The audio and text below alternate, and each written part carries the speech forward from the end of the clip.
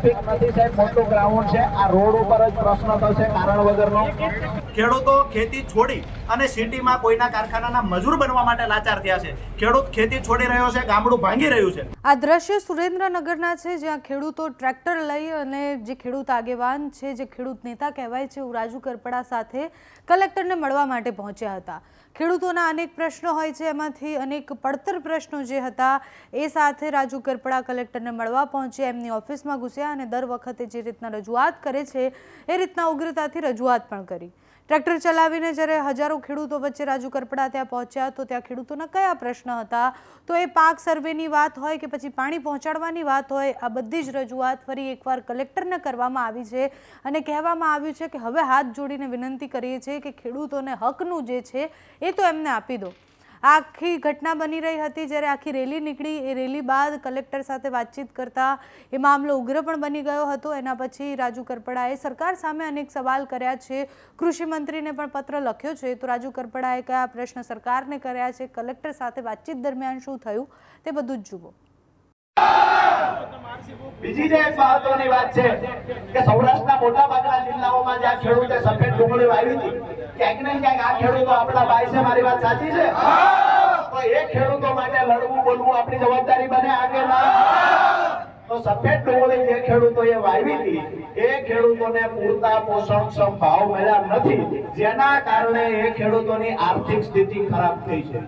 તો સરકારે ભૂતકાળમાં જ્યારે સફેદ ડુંગળીમાં પૂરતો ભાવ ન મળ્યો હોય અને ખેડૂતોના દેવામાં વધારો થતો દેખાય તો સરકારે સહાય પેટે પ્રતિ કિલોએ 2, 5, 7 રૂપિયા આપ્યા છે। તો આપણી એ માંગણી છે કે અમારા ભાઈઓ ખેડૂતોએ જે સફેદ ડુંગળી વાવી હતી જેને આર્થિક નુકસાન ભોગવ્યું છે, સરકારની જવાબદારી બને પ્રતિ કિલોએ 10 રૂપિયાની સહાય ચૂકવો। મારી વાત સાચી છે? ત્રીજી માંગણી આપણી સૌથી મહત્વની છે કે સાયલા તાલુકો હોય, મોરબી તાલુકો, થાનગઢ તાલુકો હોય કે ચોટીલા તાલુકો, આ ચારેય તાલુકાના ખેડૂતો આજે સિંચાઈના પાણી માટે વલખા મારે છે। આઝાદીના 77 વર્ષ પછી આપણો જગતનો બાપ જેને કહેવામાં આવે છે આપણો ખેડૂત આઝાદીના 77 વર્ષ પછી પોતાની ખેતી છોડે છે, પોતાનું ગામડું છોડે છે અને કોકના કારખાનાનો મજૂર બનવા માટે લાચાર છે। તો આ ખેડૂતોને દેણામાંથી બહાર કાઢવા હોય તો એક જ વિકલ્પ છે, શું છે?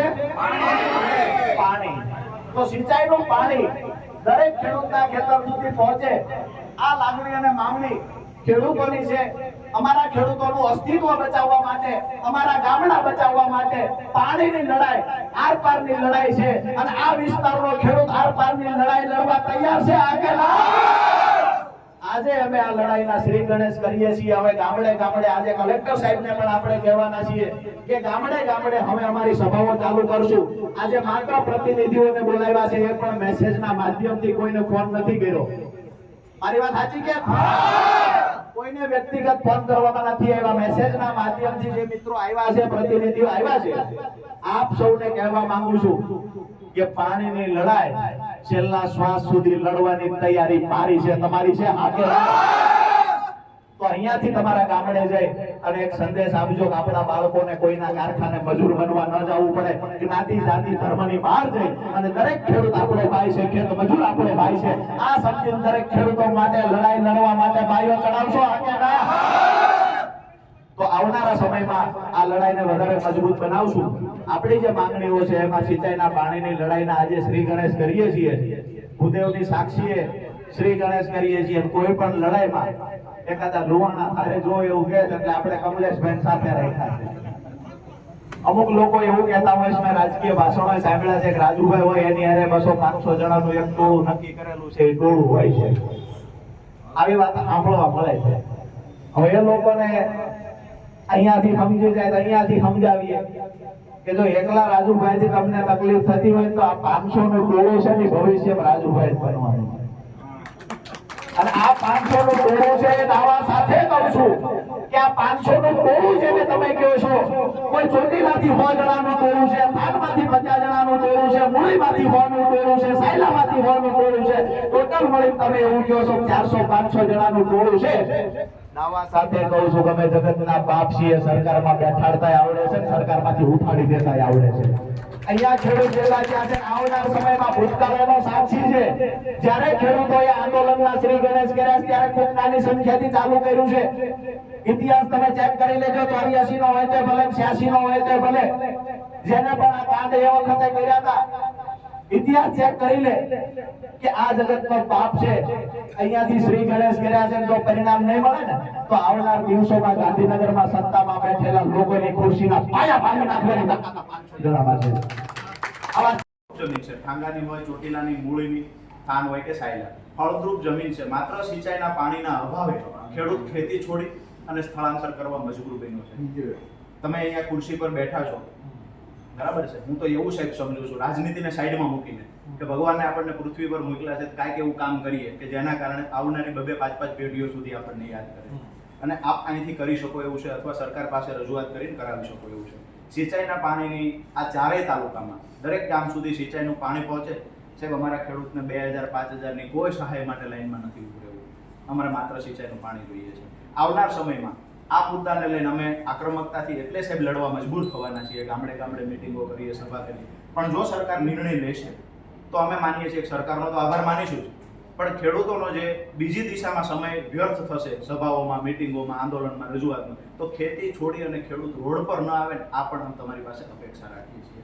મૂળી તાલુકામાં આજે જે સૌની યોજના મારફતે મૂળી તાલુકાના 25 ગામના તળાવ ભરવાની વાત છે સાહેબ, બરાબર છે. આ રજૂઆત હું એટલા માટે કરું છું, આવનાર સમયમાં આ ખુરશી પર 2 વર્ષ પછી કોઈ પણ બેઠું હશે ને સાહેબ, આ રજૂઆત તે દિવસે એમની ધ્યાને આવશે. મારી રજૂઆત આજે તળાવ ભરવા માટે 8નું ડાયામીટર વાળી લાઈનો સાહેબ નાખવામાં આવે છે, 10નું ડાયામીટર વાળી લાઈનો નાખવામાં આવે. સાહેબ, અમારો ખેડૂત 100 વીઘાનો ખાતેદાર હોય ને, એ 8ના ડાયામીટર વાળી લાઈન નાખે છે ને તો એને પાણીનું પૂરું નથી પડતું. હવે તમે જે તળાવની અંદર 50 એન્જિન ચાલે છે, એ તળાવમાં 8ના ડાયામીટરથી તળાવ ભરશો? શક્ય જ નથી સાહેબ, બરાબર છે. 325 કરોડ રૂપિયા જેટલો જે ખર્ચો કરે છે સાહેબ, હું દાવા સાથે કહું છું કે આમાં જો સુધારો નહીં થાય તો આ પૈસા સાહેબ પાણી પડી જશે. આપ ક્રોસ ચેક કરાવજો. ટીકર જેવા તળાવમાં માત્ર 16ના ડાયામીટર વાળી લાઈન નાખવામાં આવે છે, જેમાં 100 થી વધારે એન્જિનો ચાલે છે. વડોદરાના ચેક ડેમ છે, એમાં 12ના ડાયામીટરની લાઈન નાખે છે, જ્યાં 4 ગામના ખેડૂતો ત્યાંથી સિંચાઈનું પાણી લેવાના છે. તો શક્ય જ નથી, તળાવનું તળિયું પણ ઢાંકવું શક્ય નથી. તો આ 25 ગામ માટે જે યોજના બની છે, આ યોજનામાં હજુ સુધારો કરવામાં આવે. જે પ્લાસ્ટિકની લાઈનો છે, આમ તો 3 મુદ્દાઓ સાથે ખેડૂતો ઘણા બધા પ્રશ્નોથી પીડાય છે, પણ મહત્વના 3 મુદ્દાઓ છે કે જેમાં સરકાર નિર્ણય લેવામાં જે વિલંબ કરી રહી છે, કે સમજો કે અમુક સમય જતો રહ્યા પછી નિર્ણય લેશે, તો એનાથી ખેડૂતનું દેવામાં વધારો થશે. તો સરકાર તાત્કાલિક નિર્ણય લે એવી આપના મારફતે સરકારને રજૂઆત કરીએ છીએ. એમાંનો પહેલો જે મુદ્દો છે, તો ખાસ કરીને જે ચણાના રજીસ્ટ્રેશન થયા છે ટેકાના ભાવે ખરીદી કરવા માટે, ચણા અને રાયડાનું આપ નોટ કરવું હોય તો કરજો, ગંભીર મુદ્દો છે. ચણાના રજીસ્ટ્રેશન કરવામાં આવ્યા, રાયડાના રજીસ્ટ્રેશન કરવામાં આવ્યા, ત્યાર પછી 1 મહિને સેટેલાઇટથી ફોટા લેવામાં આવ્યા અને ખેડૂતને મેસેજ આપ્યો કે અમે સેટેલાઇટથી ફોટા લીધા તો તમારા ખેતરમાં અમને પાક દેખાયો નથી, એટલે તમારું રજીસ્ટ્રેશન અમે રદ કરીએ છીએ, બ્લોક કરીએ છીએ. સુરેન્દ્રનગર જિલ્લામાં 6000 કરતાં વધારે રજીસ્ટ્રેશન બ્લોક કર્યા. રાયડાના ઓલ ઓવર ગુજરાતમાં રાયડાના 45000 રજીસ્ટ્રેશન બ્લોક કર્યા. 65000 થી વધારે ચણાના રજીસ્ટ્રેશન બ્લોક કર્યા. મતલબ ઓલ ઓવર ગુજરાતમાંથી 1,10,000 રજીસ્ટ્રેશન બ્લોક કરી દીધા કે તમારે ત્યાં સેટેલાઇટથી ફોટો. હવે સાહેબ, 1 મહિના ગયા પછી કોઈના ખેતરમાં ફોટો લેવામાં આવે તો સ્વાભાવિક છે કે આપણે આપ પણ પટેલ સાહેબ છો એટલે મારા ખ્યાલથી ખેડૂતો જઈશું, બરાબર? તો કોઈના ખેતરમાં 1 મહિના પછી સાહેબ કોઈ ફોટો પાડવા જશે સેટેલાઇટથી તો ત્યાં પાક હશે ખરો? બિલકુલ ના હોય. બીજી વાત આપ પણ જાણો છો, ગુજરાતમાં 12,000 કરતાં વધારે ગામડાઓમાં પ્રમોલિગેશન થયું, જેની હજારો અરજીઓ આજ પણ પેન્ડિંગ પડી છે કે કોઈનું ખેતર અહીંથી આ જગ્યાએ જતું રહ્યું, કોઈના ક્ષેત્રફળમાં ફેરફાર થયો, કોઈની આકૃતિમાં ફેરફાર થઈ ગયો. એ અરજીઓનો તો હજુ નિકાલ નથી થયો. અને સેટેલાઇટથી જે સર્વે નંબર ચેક કરવામાં આવ્યા તો ખરેખર ખેડૂતની ફરિયાદ છે કે અમારું ખેતર જ બદલાઈ ગયું છે, અમારો સર્વે નંબર જ્યાં બતાવવામાં આવ્યો ત્યાં નથી, પ્રમોલિગેશનમાં ભૂલ ભરેલી માપણી થઈ છે. તો જ્યારે સેટેલાઇટથી ફોટા લીધા હશે ત્યારે એ જ ખેતરના લીધા કે ભૂલ ભરેલી માપણી હતી એના લીધા એ પણ ખબર નથી. એટલે અમારી પહેલી માંગણી એ છે કે જે ચણાની રજીસ્ટ્રેશન રાયડા અને ચણામાં બ્લોક કરવામાં આવ્યા છે એ તાત્કાલિક અનબ્લોક કરવામાં આવે. ક્યાંક એમને ડાઉટ છે સરકારને કે ખરેખર આ રજીસ્ટ્રેશન જે થયું છે કોઈ વેપારીએ કર્યું છે, ખેડૂતે નથી કર્યું.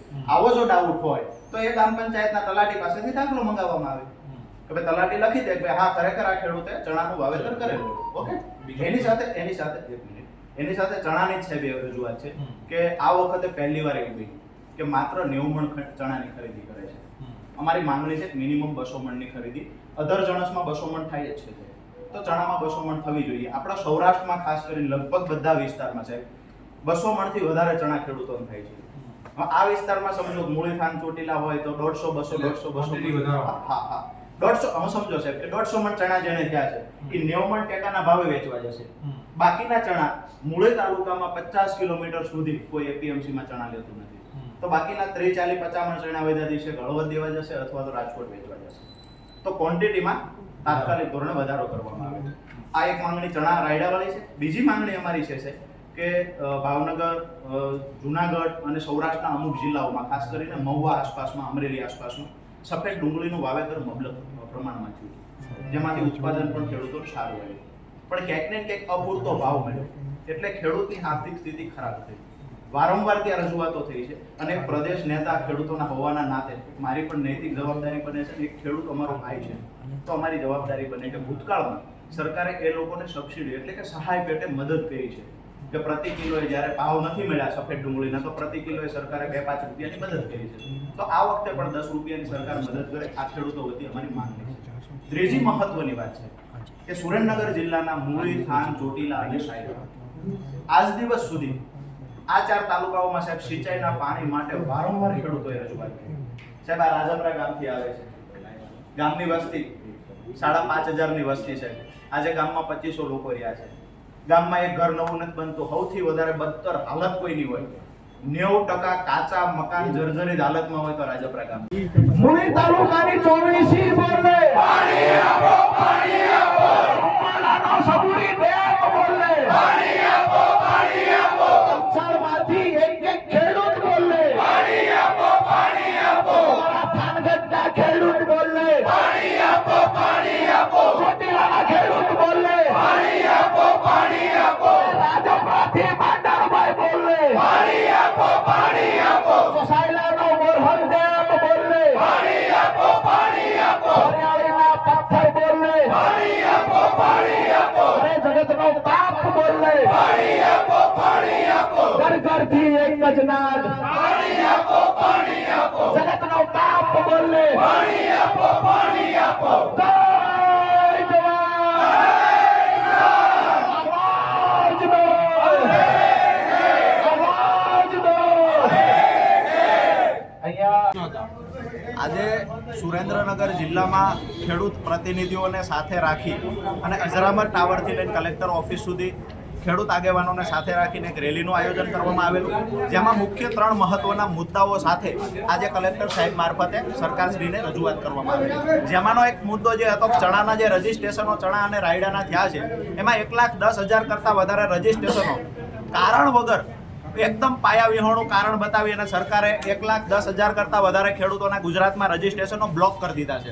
આ બ્લોક થયેલા રજીસ્ટ્રેશનો અનબ્લોક કરવા માટે થઈ અને રજૂઆત હતી. એની સાથે ચણાની જે ક્વોન્ટિટી છે માત્ર ને માત્ર 90 મણની ખરીદી કરવામાં આવે છે, જ્યારે 200 મણથી વધારે ચણા તમામ ખેડૂતોને થાય છે.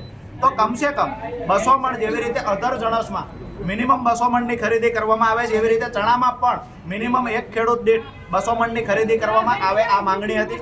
સાથે જ સફેદ ડુંગળી જે સૌરાષ્ટ્રમાં ભાવનગર, અમરેલી સાઈડમાં જે ખેડૂતોએ સફેદ ડુંગળીનું વાવેતર કરેલું, જે મોટા પ્રમાણમાં આર્થિક નુકસાન પૂરતા ભાવ ન મળવાથી ખેડૂતોએ વેઠવું છે, ત્યારે આ સમયે જેવી રીતે ભૂતકાળમાં સફેદ ડુંગળીમાં સરકારે સહાય પેટે 2-5 રૂપિયા પ્રતિ કિલોએ મદદ કરી છે, એવી રીતે આ વખતે પણ 10 રૂપિયા પ્રતિ કિલોએ સરકાર મદદ કરે. અને ત્રીજી મહત્વની જે માંગ હતી કે સૌરાષ્ટ્રમાં સિંચાઈના પાણીના અભાવે ગામડાઓ ભાંગી રહ્યા છે, ખેડૂતો ખેતી છોડીને કોઈના કારખાનાનો મજૂર બનવા માટે લાચાર છે. સુરેન્દ્રનગર જિલ્લાની વાત કરીએ તો થાનગઢ, ચોટીલા, સાયલા અને મૂળી સહિત 250થી વધારે ગામડાઓના ખેડૂતો ખેતી છોડી અને સિટીમાં કોઈના કારખાનાના મજૂર બનવા માટે લાચાર થયા છે. ખેડૂત ખેતી છોડી રહ્યો છે, ગામડું ભાંગી રહ્યું છે.